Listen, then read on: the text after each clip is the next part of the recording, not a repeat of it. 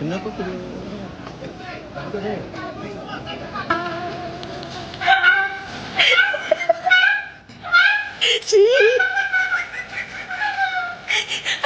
Benar kata orang-orang, rakyat Malaysia sebagian punya penyakit denial syndrome. Ini buktinya, influencer Malaysia yang satu ini, mereka sedang berdemo yang disalahkan malah budaya Indonesia. Biasanya orang yang sedang punya penyakit denial syndrome, seringkali menyalahkan pihak lain, dan enggan berubah, meskipun ada dampak negatifnya. Influencer Malaysia ini kerap kali menjadi provokator antara Indonesia dan Malaysia, guna menaikkan followers dan komentar di akun media sosialnya. Yang herannya lagi nih guys, banyak rakyat Malaysia mendukung influencer tersebut.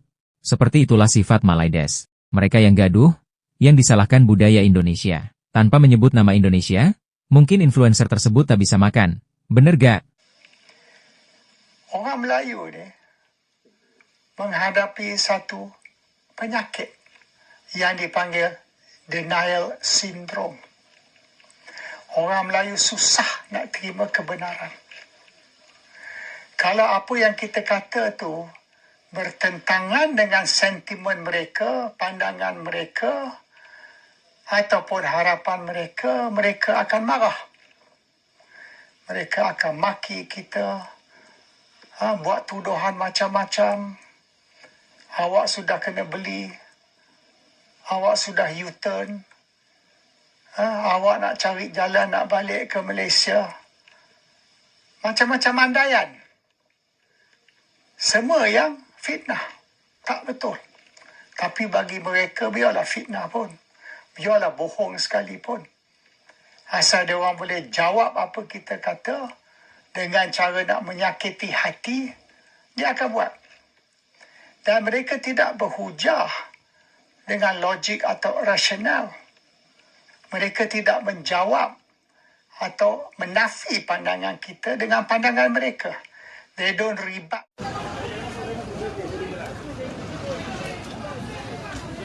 Kenapa kedua?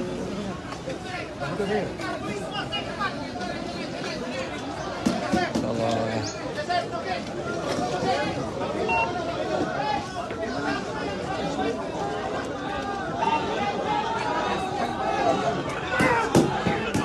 Dalam isu Kampung Sungai Baru ini, Rafidah Ibrahim bersungguh-sungguh untuk mempertahankan tanah dan rumahnya yang mereka sendiri telah bersetuju dengan perjanjian dan mereka sendiri telah menerima pampasan dan mereka telah menandatangani borang untuk perpindahan hak milik. Jadi kenapa rakyat dikerahkan untuk buat rusuhan sampai pecah kepala OCPD atau pegawai polis itu? Ada yang menyatakan bahawasanya mereka dipaksa ketika tanda tangan. Mereka dipaksa untuk terima wang pampasan. Makna katanya, zaman Perikatan Nasional itu zalim kerana telah membiarkan rakyat dipaksa untuk berikan tanah dan terima wang pampasan. Kenapa pula kamu nak salahkan kerajaan perpaduan pada hari ini? Kenapa kamu nak salahkan pimpinan pada hari ini?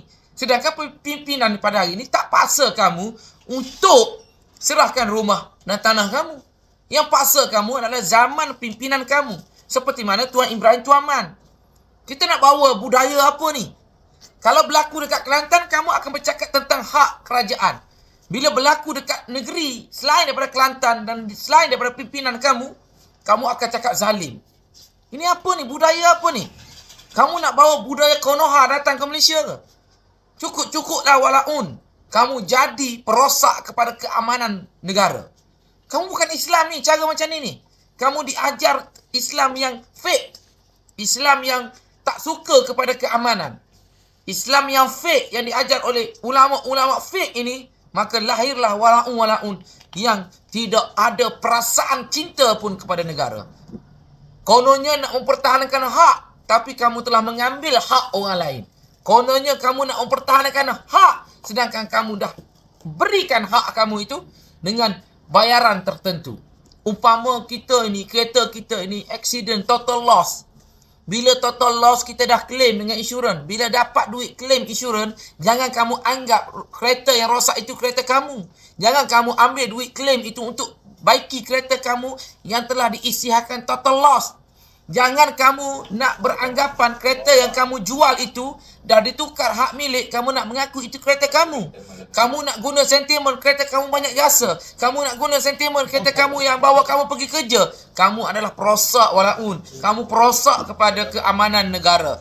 Jadi kalau bersalah dalam isu Kampung Sungai Baru, yang patut dihadapkan ke muka dan pecah kepala itu bukannya kerajaan perpaduan hari ini. Yang pecah kepala patutnya pemimpin-pemimpin Perikatan Nasional seperti mana Tuan Ibrahim Tuan Man itu.